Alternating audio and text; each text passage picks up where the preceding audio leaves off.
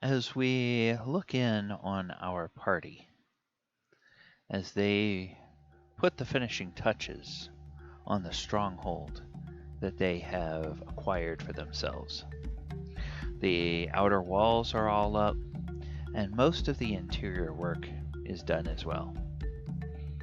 We pan over to the small chapel area where Connie the cleric, as part of the adventuring group, she is preparing a spell.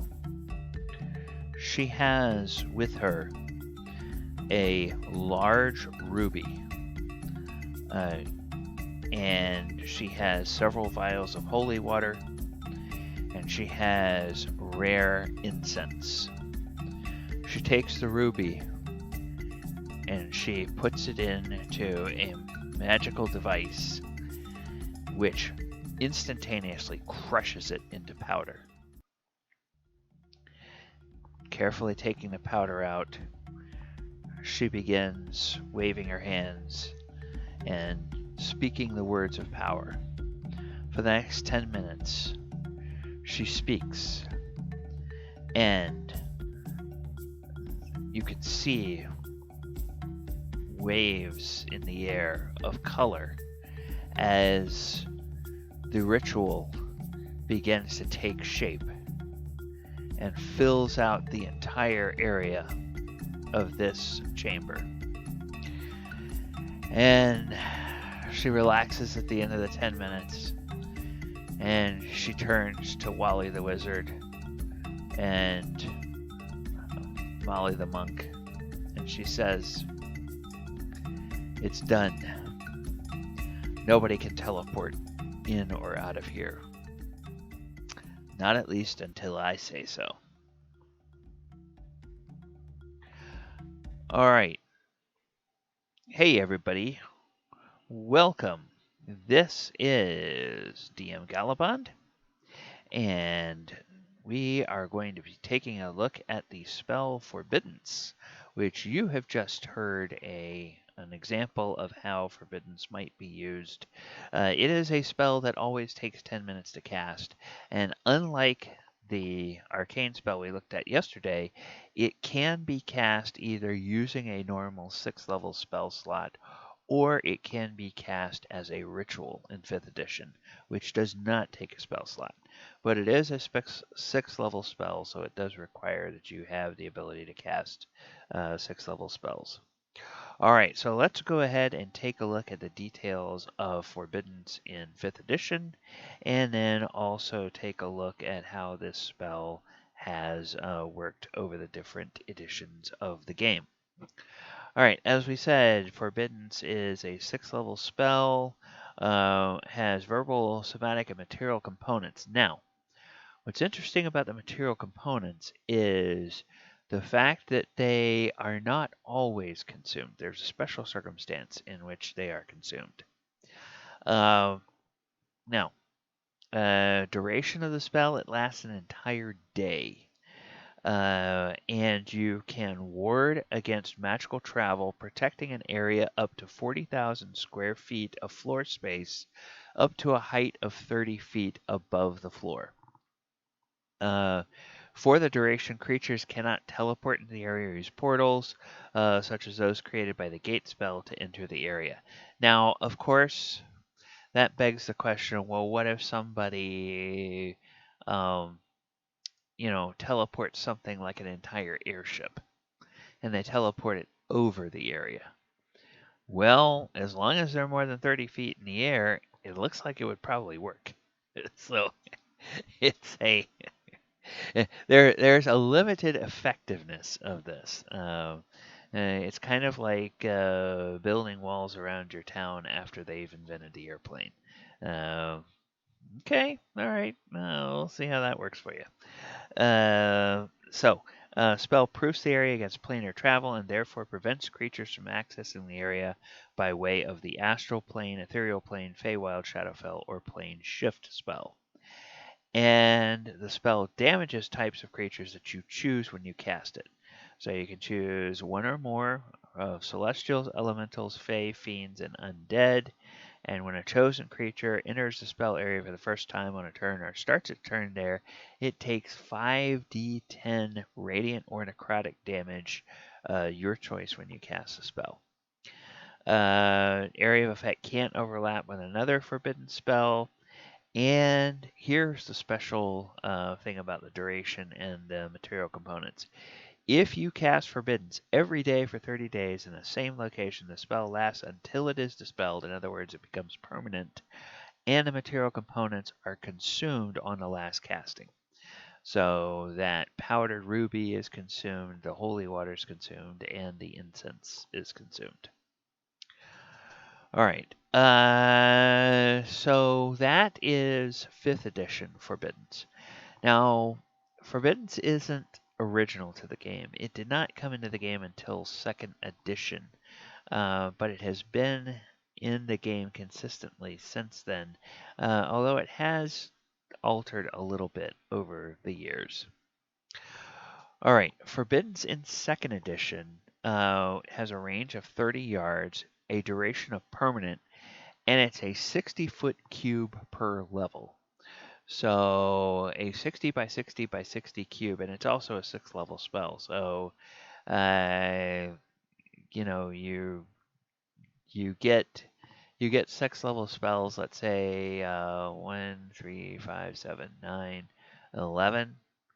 So 60 times 11, 6 times 11 is 66, and 6,600. Yeah, 6,600. Is that right? Well, 6660. So a cube that is 6,660 feet on a side. So that means that it's that wide square plus it's that high. Now that Forbiddance being that high would actually probably, in an age of medieval fantasy airships, that'd probably keep most things out because, there's probably not a whole lot of fantasy uh, fantasy air vessels that could fly more than 6,000 feet high. The spell is used to secure a consecrated area, seals the area from teleportation, plane shifting, and ethereal penetration. So very similar to the 5th edition. But at the option of the caster, it can be locked by a password, which case it can be entered only by those speaking the proper words. Otherwise, the effects on those entering the enchanted area is based on their alignment relative to the casters. And the most severe penalty is used of the options below. Okay, so what does that mean? Alignment is identical. There's no effect on the creature in terms of damage. If the password is, or if it's password locked, it cannot enter the area unless the password is known. No saving throw. If the alignment is different with respect to law and chaos, save versus spell to enter the area. If failed, suffers 2d6 points of damage. If password lock, cannot enter unless the password is known. And then alignment different with respect to good and evil, save versus spell to enter. If failed, suffers 46 points of damage. Word locked, cannot enter unless password is known. Attempt does not cause damage if the save is failed. So once a saving throw is failed, an intruder cannot enter the forbidden area until the spell ceases. Ward cannot be dispelled by a caster of lesser level than the one who established it. Intruders who enter by rolling successful saves feel uneasy and tense. Now, here's an interesting thing about this version where they have these passwords. In addition to the priest's holy symbol, components include holy water, rare incenses worth at least 1,000 gold pieces per 60-foot cube. So, you know, you have to figure out, okay, how many 60-foot cubes would it be if you're 11th level? And then have 1,000 gold pieces worth for that. If a password lock is desired, this also requires the burning of rare incenses worth at least 5,000 gold pieces per 60-foot cube. So this becomes an extremely expensive spell in 2nd edition. You can tell that in second edition they felt like they were giving a whole lot of gold away, and they had to put some gold sinks into the game. So they had these high-priced spells like this. All right, in third edition, Forbiddance is a cleric-only spell for 6th level. The time it takes is 6 rounds. The casting range is medium, 100 feet plus 10 feet per level, and the area is a 60-foot cube per level, and it is permanent. So once again, it seals an area against all planar travel into or within it. Includes all the other spells, yada, yada, yada. Damages entering creatures whose alignment are different from yours. So very similar to the second edition. Now, dispel magic does not dispel a forbiddance unless the dispeller's level is at least as high as your caster level. And you can't have multiple overlapping. Material components. A sprinkling of holy water and rare incense is worth at least 1,500 gold pieces plus 1,500 gold per 60-foot cube. And a password is desired. This requires burning of additional rare incenses worth at least 1,000 gold pieces plus 1,000 gold pieces per 60-foot cube. So, that is the spell in 3rd edition. Now, this spell does appear in 4th edition, and it appears in 4th edition as a ritual. And rituals always take a long time to cast, and they usually last a fairly long time. So, it's a level 20 ritual. It takes 30 minutes to cast, and it lasts for 24 hours, or a special duration. Component cost is 5,000 gold pieces plus 5 healing surges.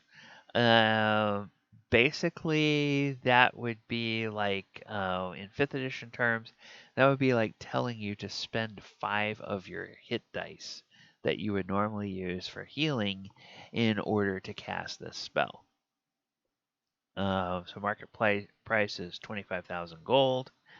No scrying sensor can enter the area of forbiddance, and no creature can teleport into it unless the sensor or creature is higher level than the ritual caster.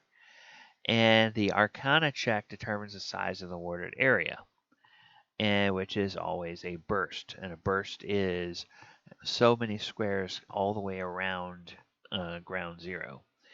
So Arcana check of 9 or lower, burst 1, all the way up to an Arcana check of 40 or higher, and burst 12.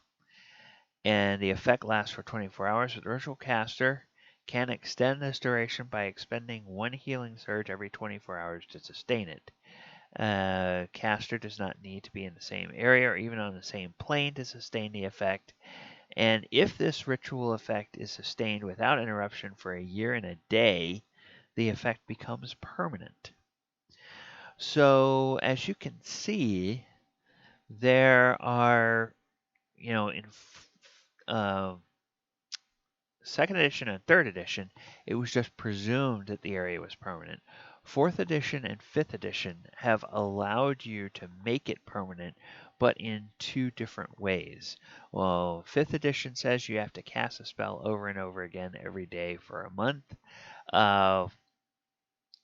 4th edition says you don't have to cast it every day.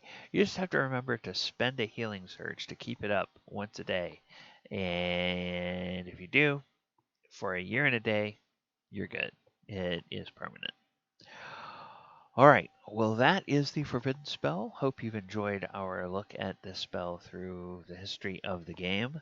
I have been D&D Gallibond. This has been Divine Thursday. If you like the things that we do here on the channel, please go ahead and subscribe, share the video, like the video, click the post notification bell. That will keep you updated every time a new post hits the channel. All right. Take care, everybody. We hope we will see you back here next week. Good night.